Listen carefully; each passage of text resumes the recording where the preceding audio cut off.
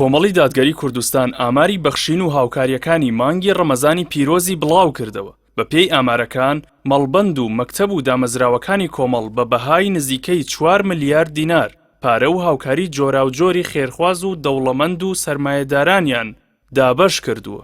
ئامارە تایبەتەکانی ڕەمەزان پەیام لە ئەنجومەنی بەڕێوەبردن و ڕێخستنی کۆمەڵەوە دەستی کەوتون بەسەر دوو بەشی سەرەکیدا پۆلێن کراون. بەشی یەکەم داتای مەکتەب و دەستگا و ڕێکخراوە خێرخوازیەکانی کۆمەڵە. بەشی دووەمیش ئاماری تەواوی مەڵبەندەکانی لەخۆ گرتووە.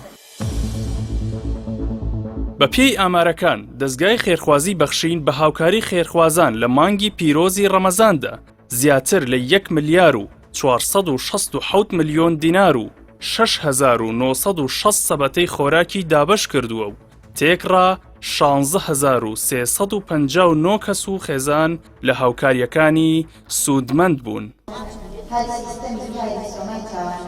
لە دوای دەستگای بەخشینەوە هەر یەک لە مەکتەبی سەرۆک، تۆڕی میدیایی کۆمەڵ، دەستگای پاسەوانیەکان، مەکتەبەکانی زانایان، کاروباری خوشکان، کاروباری وەرزشی، شەهیدان و پێشمەرگە دێرینەکان، قوتابیان و لاوان، ڕێکخراوە پیشەییەکان و ڕێکخراوی هاواری خێرخوازی بە ڕێژەی جیاواز ڕۆڵیان لە گەیاندنی هاوکاری بە هەژاران هەبووە.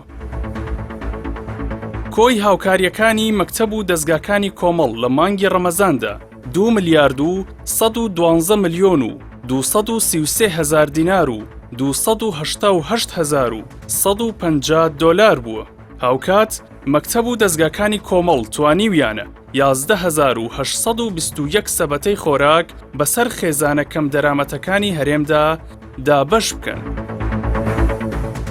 بە پێی ئامارەکان هەر 12 مەڵبەندەکەی کۆمەڵی دادگەری لە هەندەران و تەواوی ناوچەکانی هەرێمی کوردستان توانیویانە 1 ملیارد و 10 ملیۆن و 515 هزار دینار، هەروەها 308,505 دۆلار کۆبکەنەوە و بەسەر کەم دەرامەتاندا دابەشی بکەن کە تێکڕا نزیکەی 1 ملیارد و 500 ملیۆن دینارە.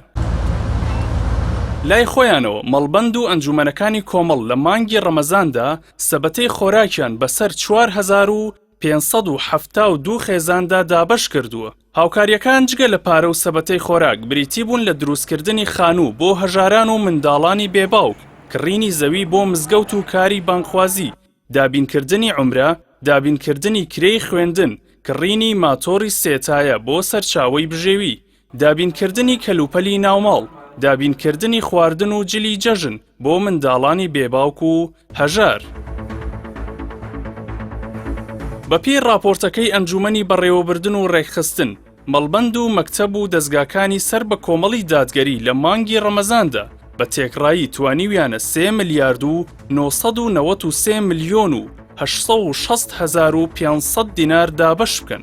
هەروەها 16,393 سەبەتەی خۆراکیان دابەش کردووە. هەر بە پێی راپۆرتەکە کۆمەڵی دادگەری لە مانگی ڕەمەزاندا توانیویەتی لە ڕێی خێرخوازانەوە 22 خانوو بۆ کەم دەرامەتان دروست بکات.